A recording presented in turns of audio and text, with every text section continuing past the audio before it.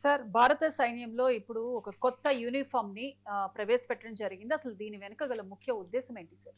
Yes అండి. ఇప్పుడు భారతదేశం ఏంటంటే ముఖ్యంగా బీజేపీ గవర్నమెంట్ 2014లో బీజేపీ అంటే భారతీయతను అత్యున్నతమైన దశకు తీసుకెళ్లడం. ముఖ్యంగా కొలోనియలిజం అంటే వలసవాద ధోరణిని, మన మీద వలసవాద ప్రభావాన్ని పక్కన పెట్టి భారతదేశానికి స్వతంత్రం వచ్చి 80 సంవత్సరాలు పూర్తిగా వస్తుంది కాబట్టి ఆల్మోస్ట్ భారతీయతను ప్రతిబింబించాలి.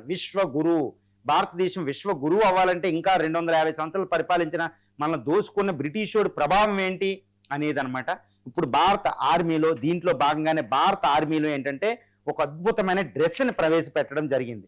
దీన్ని ఏమంటారంటే 174 పేజీలతో ఒక న్యూ యూనిఫామ్ కోడ్ అనేది ఒకటి ప్రవేశపెట్టారు. దీనిలో భాగంగా ఇదేంటంటే బ్రిటిషోడు యొక్క కొలోనియల్ వలసవాద ధోరణిని తీసేశారు. ఇందులో టెర్మినాలజీ కూడా ఉంటుంది, రాయల్ అనేది వాళ్ళది ఉండేదన్నమాట. ఆ పదాలు ఇప్పుడు తీసేసాం. ఇందులో ఏంటంటే భారత సంస్కృతి, భారతీయత వీరత్వం ఉంది. మన పురాణాలు చూస్తే భారతీయులు వీరులు అనమాట. ఈవెన్ కొలోనియల్ కూడా ఈ వీరత్వాన్ని ప్రతిబింబించేటట్టు భారతీయ వీరత్వం, అంతేగాని బ్రిటిషోడు వీరత్వం కాదు. భారతీయ వీరత్వం భారత సంస్కృతికి అనుగుణంగా, భారత యొక్క సాంప్రదాయాలకు అనుగుణంగా ఈ డ్రెస్ ఉండడం అనమాట.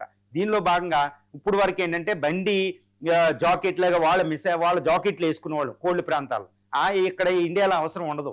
కాబట్టి ఇక్కడ ఒక అద్భుతమైన డ్రెస్, వాళ్ళకి 4 రకాల డ్రెస్సులు అనమాట. సిరిమోనియల్, ఏదైనా ఫంక్షన్ జరిగి రిపబ్లిక్ డే, ఇండిపెండెన్స్ డే అప్పుడు ఒక రకమైన డ్రెస్సు, తర్వాత ఈ యొక్క రెస్ట్ టైంలో ఉంటారన్నమాట, మెస్సల్లో వేసుకోవడానికి ఒక రకమైన డ్రెస్సు, తర్వాత వర్క్ ఎక్సర్సైజులు చేసేటప్పుడు ఒక రకమైన డ్రెస్సు, తర్వాత కంబాట్ ఇంకా యుద్ధ భూమిలో తిరిగినప్పుడు ఇంకొక డ్రెస్సు, తర్వాత మోసాలో వీటిలన్నిటికీ అనుకూలంగా ఒక డ్రెస్సు, అనవసరమైన లేకుండా క్రమశిక్షణ ఉండేటట్టు కొన్ని కోడు, తర్వాత అనవసరంగా బ్రిటిష్ వాళ్ళ కత్తులు కటార్లు పట్టుకెళ్ళవలసిన అవసరం లేకుండా సింపుల్గా చెప్పాలన్నమాట. 174 న్యూ యూనిఫామ్ కోడ్లో ఎన్నో మార్పులు అండి. దీంతో పాటు చాలా పెద్ద విషయాన్ని మీద రిఫార్మ్స్ వచ్చినాయి. అదేంటంటే ఇప్పుడు విలియమ్స్ పోర్ట్ అనేది ఒకటి ఉంటుంది కలకట్టాలో. విలియం పోర్ట్ వాళ్ళ పేరు మీద ఉంది, దాన్ని మార్చేసి విజయదుర్గ అని పేరు పెట్టాం. ఇలా ఇండియాలో ఉన్న అన్ని కంటోన్మెంట్లు, ఈ స్మారక స్తూపాలు, తర్వాత పెద్ద పెద్ద అన్నిటినీ, తర్వాత కంటోన్మెంట్ పెద్ద పెద్ద రోడ్లు బ్రిటిష్ వాడి పేర్లు ఉన్నాయి. బ్రిటిష్ వాళ్ళు భారతీయులను చంపేసిన వాళ్ళ పేర్లు ఎందుకు?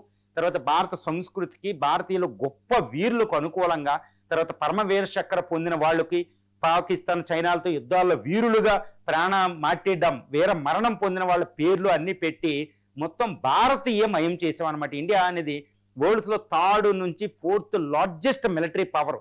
ఇది ఇంకా బ్రిటిష్ వాడి కల్చర్ని ఫాలో అవడం ఏంటి? ఇది ఒక అద్భుతమైన చర్య. ఇది భారతీయం. ఇండియన్ ఆర్మీని భారతమయం చేయడం అనమాట, భారతదేశమయం చేయడం. ఇక్కడ ఎటువంటి రిలీజియస్ ఇలాంటి ఏమీ లేదు. దీన్ని అందరూ హర్షిస్తున్నారు. ఒక అద్భుతం. కొన్ని పేర్లు కూడా భారతీయ పేర్లు రావడం. కాబట్టి ఈ న్యూ ఆర్మీ కోడ్లో ఇప్పుడు భారతీయ ఆర్మీ అనేది మెరిసిపోబోతుంది. మొత్తం భారతీయత బ్రిటిష్ కల్చరు, బ్రిటిష్ వలసవాద ధోరణిని, వలసవాద పేర్లు టెర్మినాలజీని, వలసవాద డ్రెస్సులని, వలసవాద రూపులు, వలసవాద కత్తులు, వలసవాద మ్యూజిక్లు, వీటన్నింటిని బంగాళాఖాతంలోకి ఇసిరేసి ఈరోజు భారత సంస్కృతి, భారతీయ వీరత్వం, భారతీయ క్రమశిక్షణ, భారతీయ సంస్కృతికి అనుకూలంగా భారత రక్షణ దళాలను పెంపొందిస్తున్నారు. ఇది చాలా, అందులో ఒక ఉత్సాహభరితమైన వాతావరణం కూడా ఉంది. తర్వాత కొత్తగా వచ్చింది ఇప్పుడు లేడీ ఆఫీసర్ చాలా ప్రాముఖ్యత వస్తుంది. వాళ్ళు ఈవెన్ సారీస్ కూడా, తర్వాత కుర్తా, సల్వామా ఇలాంటివి కూడా ధరించేటట్టు వాళ్ళకి అందుబాటులో ఉండడం, ఇలాంటి ఒక అద్భుతమైన నిర్ణయంగా దీన్ని మనం పొగడొచ్చాం.